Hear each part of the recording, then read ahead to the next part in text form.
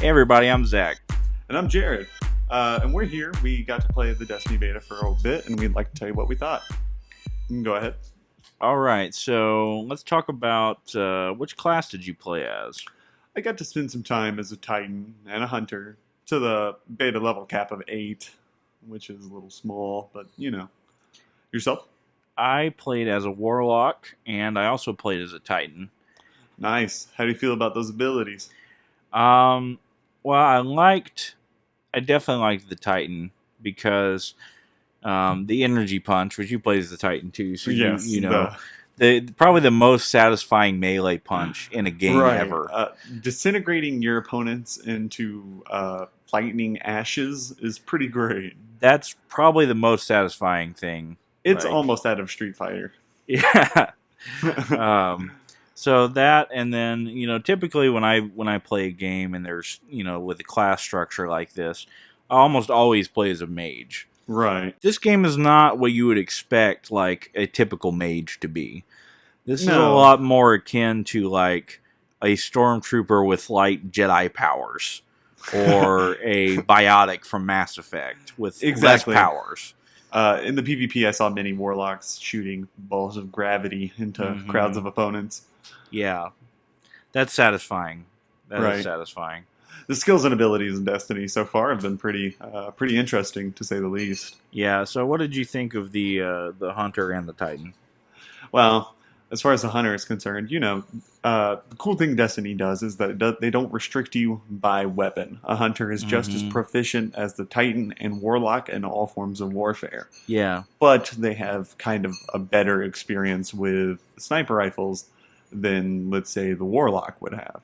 So, really, that's all the Hunter's about is high DPS, criticals, and such. But the Titan is a super well-rounded soldier because he lacks the abilities of a Hunter and Warlock. You're not going to catch him shooting balls of gravity out of his hands. But oddly enough, you'll catch him disintegrating his foes into lightning dust. So yeah, it just made me wonder, if you were to have a group of like 3 Titans, how much damage you would do to people. Right, it would be pretty intense. This isn't, most games they encourage you to have like one of each class to keep it balanced, and with this game I don't think it really matters. You can kind of be whatever you wanted to be, and I think like if you were to get 3 Warlocks or 3 Titans, you could almost be overpowered. Oh yeah, the area of effect abilities of both the Warlock and the Hunter could be devastating in a group of 4 or 3.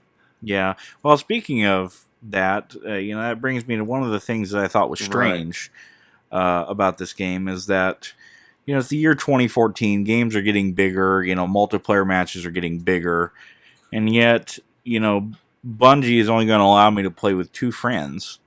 Right. It does feel limited in that aspect because you have these giant dungeons called strikes that you'll be able to participate in the beta, and you only have 2 other people to tackle on waves of 30 or so enemies.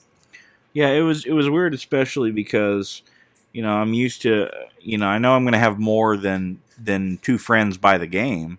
Right. It's just a bummer that I'm not going to be able to play with all of them, and they're pretty they're pretty strict. You actually can't even voice chat outside of your fire team. Right, which is a problem, but they at least acknowledge the fact that you're going to be playing with bigger groups by having a large group you can bring in PvP. Yeah, I just wish that I could take a larger group into PvE. But right. Speaking of PvE, God, that's pretty much the best part of Destiny. And what we're really worried about, as we saw while playing, is that if this PvE isn't long enough, it could really hinder the game's ratings. Yeah, I would say we played for probably around 3 hours, right, Jared? Right, somewhere around and there. We both hit the level cap, and did every mission. We did every mission. We hit the level cap, and I heard a rumor online. I don't know whether this is true or not. That the beta is about 10% of the full game. Right. And if that is the case, that means Destiny is not going to have a lot of content. No. I saw an article just the other day stating that Destiny is going to be more about its replay value than its length. But unfortunately, that is not a selling point to me. Well, let's just be honest. I know Bungie has called this a shared world shooter and not an MMO. Right. But this is basically a dumbed down MMO for consoles. Right. I mean, it has almost all aspects of MMOs. Yeah. So it's one of those things where I think they didn't want to call it an MMO because there's probably not an MMO level of content. Right. That's what they're worried about. Or because they want to sell us that content later in the form of DLC. Yeah, 2 have already been announced at $20 each, which is a bit steep. Well, it's Activision, so what do you expect? Correct. Right. Bobby Kotick loves money. That Call of Duty money. That Call of Duty money. So another problem going go for ahead. it. Oh, sorry. Is that the story isn't attention grabbing at all. Bungie boring. have a rich history of building a good lore around Halo and the expanded universe of Halo and the story. Right. But man, does this fall flat? Yeah, it has such great potential for good storytelling too. Like there are 3 different races. There could be lots of conflict. The Traveler seems really interesting. The Traveler is interesting. That's true. So, but just from what I've seen, whether it's and we'll talk about the line in a minute, but right.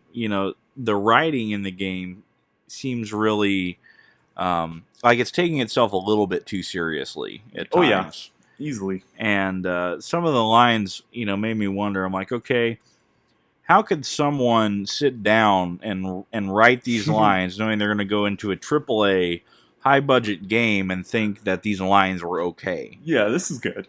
The most infamous line, which you know it. If you don't know it, please we'll come play out it for you. Please come out of the cave that you've been living in. If you don't know it. Bungie's even put it on a T-shirt now. Right. It's become so infamous. So I'm going to play this line that Peter Dinklage from Game of Thrones, who is the voice of your robot companion Cortana. Just kidding. Ghost is his name, and I'm going to play this line for you. The Hive haven't been on Earth in centuries. That wizard came from the moon. Yeah, he just said that wizard came from the moon. Even out of context, that doesn't sound good. If I just saw that like on somebody's Facebook feed and they just posted that, I would laugh. Right. So, like a bad fantasy novel. It's like a bad fantasy novel. And there are a couple other lines that are pretty cringeworthy in the beta as well. This line was actually in the alpha and was removed from the beta. I don't know if it'll be in the final game or not. Right. And note that Dinklage is an acclaimed actor. He's amazing. He's a very good actor. Fantastic actor. I don't know why you would hire such an expressive actor to play a robot. Right. But the premise is that he doesn't have emotion, but he's constantly surprised as the ghost. Yeah. I kind of picture Peter Dinklage sitting at home, like, upset at his agent that he has to read these lines. I picture him reading these lines sitting on his couch. Right. That wizard came from the moon. Again, or am I done yet? Yeah. Am I done yet with this? You're fired. But other than that, I mean, Destiny seems to be excellent. It's excellent in almost every form. This is one of those MMOs aren't known for strong stories, so that's not a big complaint of mine. It's a little weird at times, but right.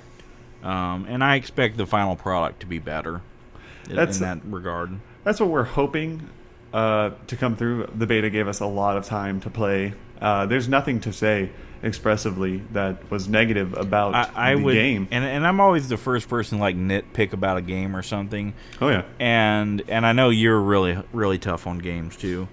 And this is a near perfect game. It really is.